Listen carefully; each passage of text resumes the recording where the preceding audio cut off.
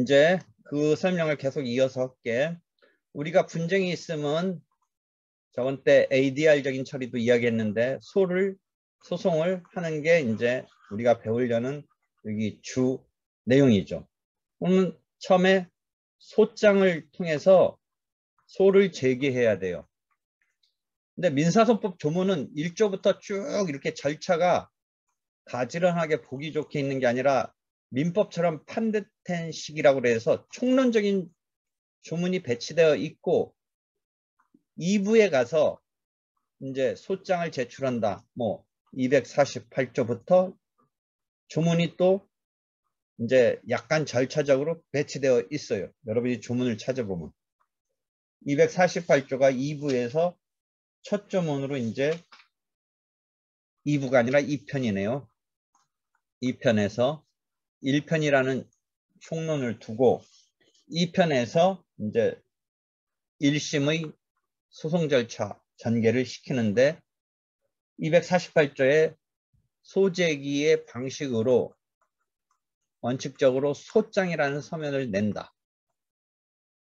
그 다음에 249조 그 다음에 보면 소장에는 필수적으로 기재할 뭐가 있는데 하면서 249조를 보면 어떻게 되어 있냐면 소장의 기재사항으로서 보통은 이제 교과서적으로는 필수적 기재사항이라고 그래요.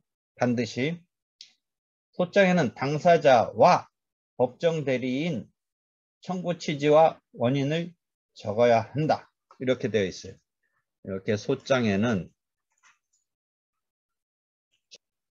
당사자, 즉 원고와 피고, 그 다음에 청구 취지, 청구 원인 적는데 여기에 조문을 보면 법정 대리인, 이때 법정 대리인은 당사자가 소송에서 능력이 없는 무능력, 즉 여러분의 민법에서 제한 능력자, 민법에서의 제한 능력자와 얼추 대칭되는 이런 개념으로서 소송 무능력 개념이 있어요.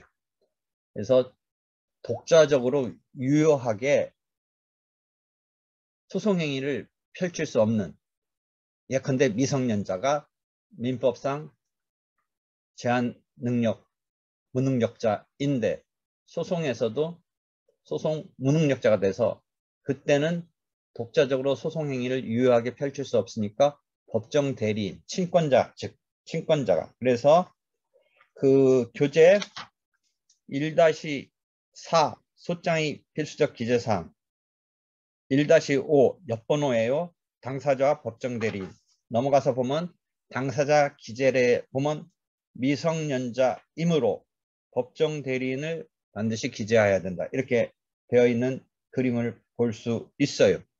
그래서 법정 대리인이 경우에 따라서 소장에 기재돼야 되죠. 그래서 여러분이 아직 기록형이라든지 소장을 쓰는 연습을 하는지는 모르겠는데 진짜 실무성 수업을 지금 시작했는지 모르겠는데 일단 머리에 염두에 두고 있어요. 법정 대리인은 지금 소송 무능력자 등의 경우에 나오게 되는 거죠. 한편 이 주체에 대한 것이죠. 당사자. 저번 때 얘기한 주체 중에 하나의 또 법원은 판단자니까 마지막에 어디 법원에다가 이걸 제출한다고 조금 고급스러운 표현으로 기중 이런 말을 써요.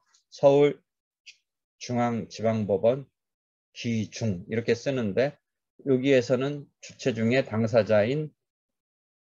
당사자가 원고 피고로 나타나죠. 적극적 당사자인 원고로부터 소극적 당사자, 반대 당사자로 내몰려 있는 피고. 이게 주체죠.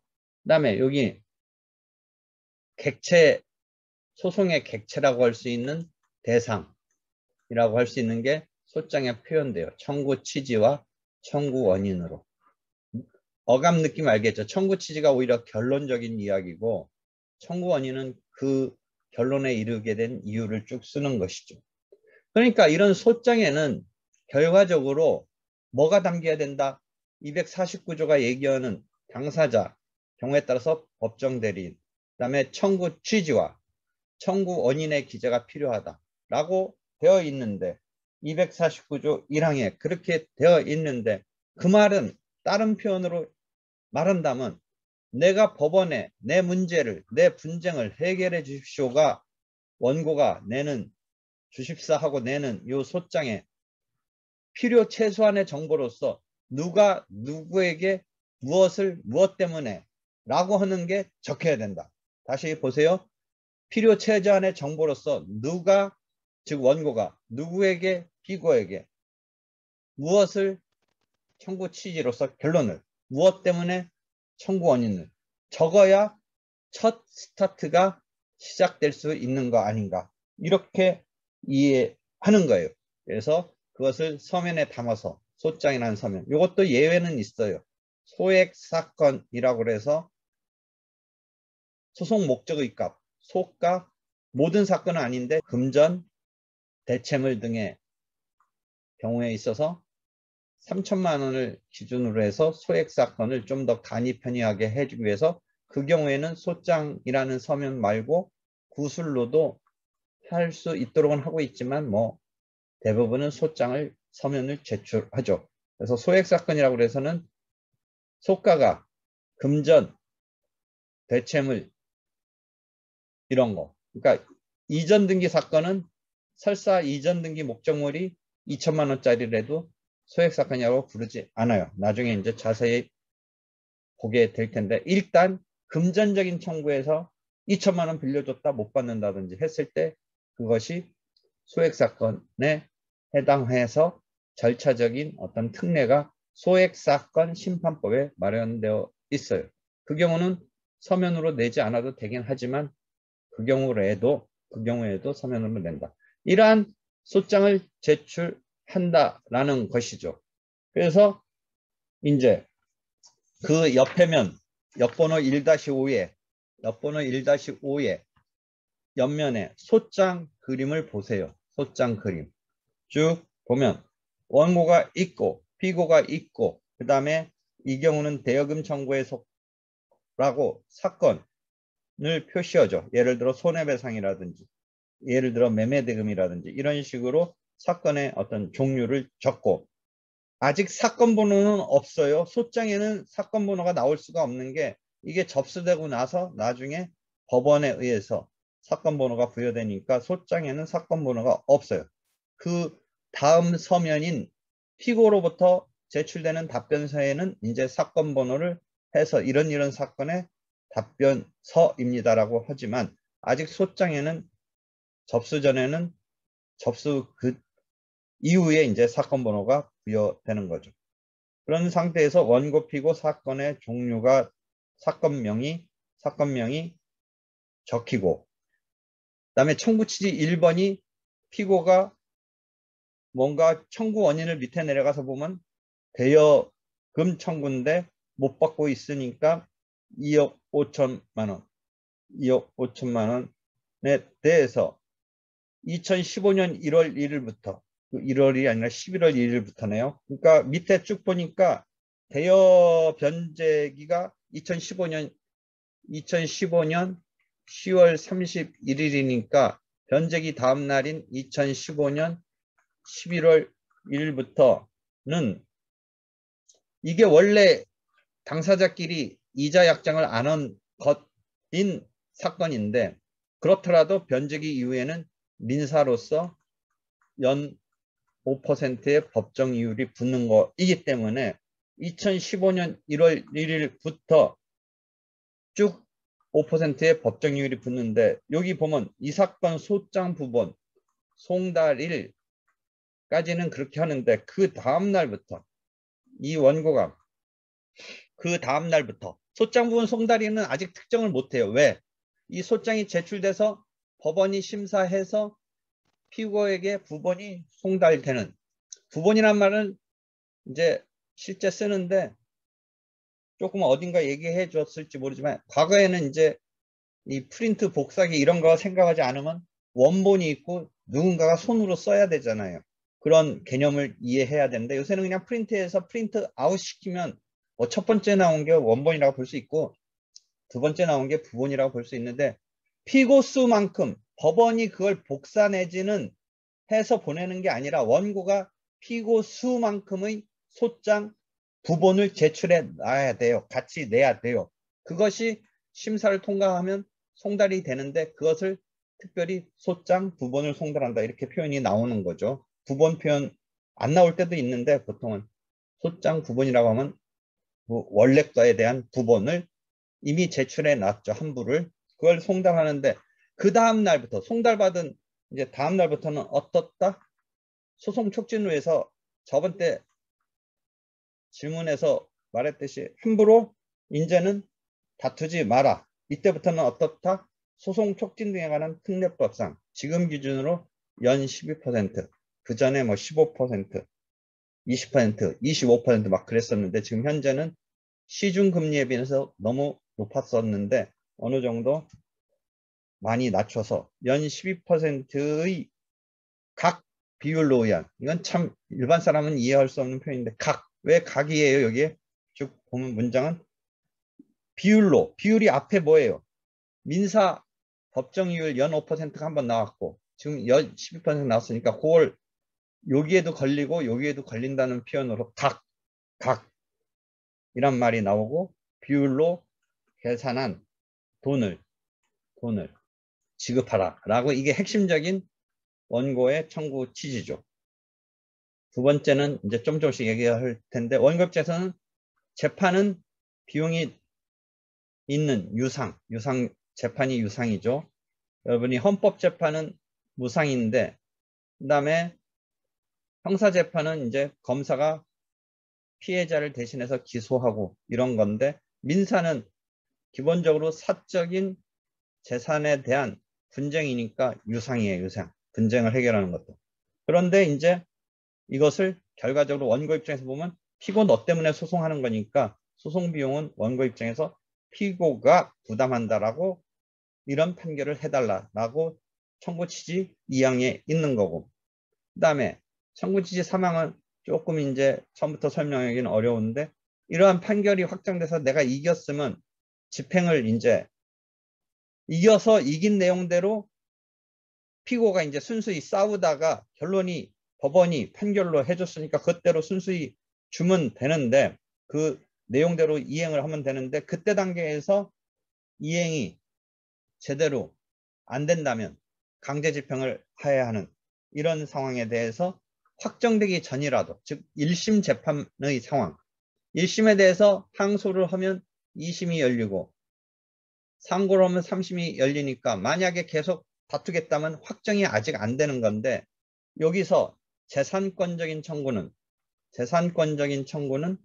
미리 집행할 수 있도록 미리 임시로 그래서 가짜가 붙어서 가집행할 수 있도록 해달라. 아직 확정이 될지 안 될지 모르지만 1심 재판에 대해서 패소한 피고가 만약 패소했다고 했을 때 피고가 항소를 한다면 확정되는 게 아니기 때문에 아직 결론은 유동적인 거죠.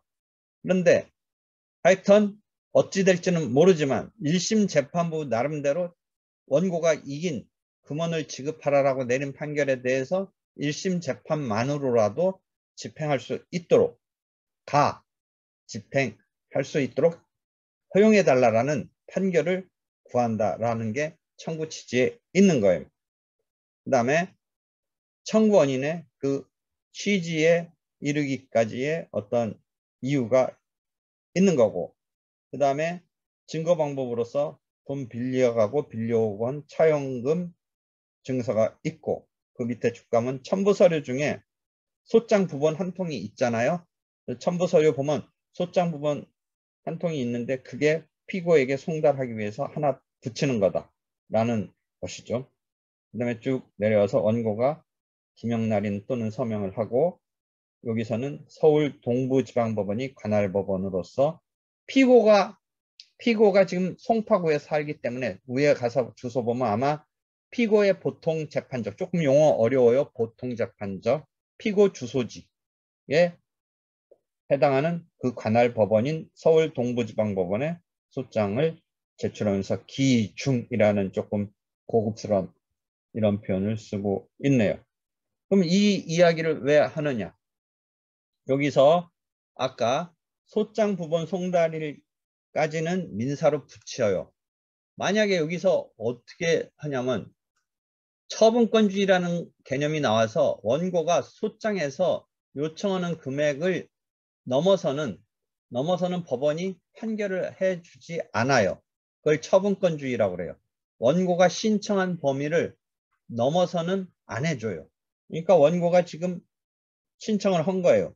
이 사람 입장에서는 2억 5천만 원 빌려준 입장에서는 2억 5천만 원만 받겠다고 하면 2억 5천만 원 지급을 구한다라고 해도 되는데, 이 원고가 원래 이자가 없었던 사건이지만 그렇더라도 언제부터는 변제기 다음 날부터는 이런 말을 안 썼고 순수한 2억 5천만 달라고 하면 법원이 나름대로 법정이자가 생겼는데 왜 안 했지? 뭐 등등 이겼을 때 알아서 붙여주지는 않는다는 거죠. 직권으로 해주지는 않는다는 말이죠. 그게 처분권주의라는 개념하고 연결이 돼요. 처분권주의. 그죠? 203조에 아마 있을 거예요. 민사소송법 203조를 보면 처분권주의라고 그래서 조문을 보면 203조 처분권주의, 법원은 당사자가 신청하지 아니한 사항에 대해서는 판결하지 못한다 이렇게 되어 있죠. 그러니까 신청을 하는 범위 내에서만 해주는 거예요. 2억 5천을 청구했는데 5천만 원은 아니다. 2억 원 이런 거는 되지만 2억 5천만 원 청구했는데 보니까 3억 원이네. 이렇게는 신청 범위를 넘어서는 못 해준다는 거죠. 그러니까 이 소장에 이걸 찬찬히 써내야 돼요. 물론 소장에 안 쓰고 나중에 이런 개념도 있어요. 청구 취지를 변경해서 추가하는, 금액을 늘리는, 확장하는 뭐 이런 개념도 있지만 하여튼 전체적으로 신청에서 판결에 있어서 범위를 넘어서는 안 해준다. 도중이라도 늘린다든지 할 수는 있지만 하여튼 그렇다. 이런 것이 처분권주의라는 개념이 있어요. 그런데 이 사람은 다행히 이렇게 써냈네요. 2억 5천만 원만 청구한 게 아니라 민사법정 이율로. 그러니까 이게 전문가 아니면 이제 이런 게 조금 어려운 거죠. 그냥 단순하게 생각하는 일반 사람은 2억 5천만 원 빌려줬는데 못 받고 있다. 그냥 2억 5천만 원이라도 받겠다. 뭐 이렇게 생각할 수 있지만 정확히 표현하면 받을 수 있는 게 설사 이자 약정이 없어도 변직이 이후에 민사법정 이자. 상사관계라면 6%죠. 민사관계면 5%. 근데 5% 말고 조금 더 큰 이유를 받을 수 있는 게 언제부터예요? 이것도 그냥 5%만 쭉 전개시키면 5% 내에서만 판단하는데 입장에서는 더 처분권과 관련해서 언제부터는 소장 부분 송달일 다음부터는 연 12%까지 받도록 소송 촉진 등에 관한 특례법이 있으니까 이렇게 해서 돈을 받겠다라는 청구 취지로서 연 12%의 각 비율로 계산한 돈을 지급하라 이렇게 되어 있는 거죠. 그럼 이 이야기를 왜 하느냐? 저번에 질문한 경우에 있어서 요게 원칙이에요. 근데 소송 촉진 등에 관한 특례법에 가서 보면 어떻다? 아마 소송 촉진 등에 관한 특례법을 찾아봐요.